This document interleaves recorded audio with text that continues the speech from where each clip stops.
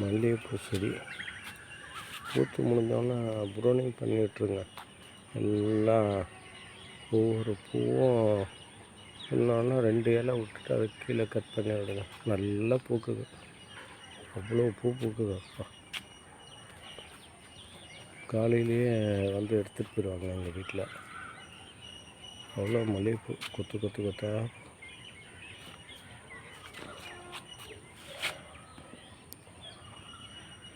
20 litre water கேனில் தான் வச்சுருக்கோம்.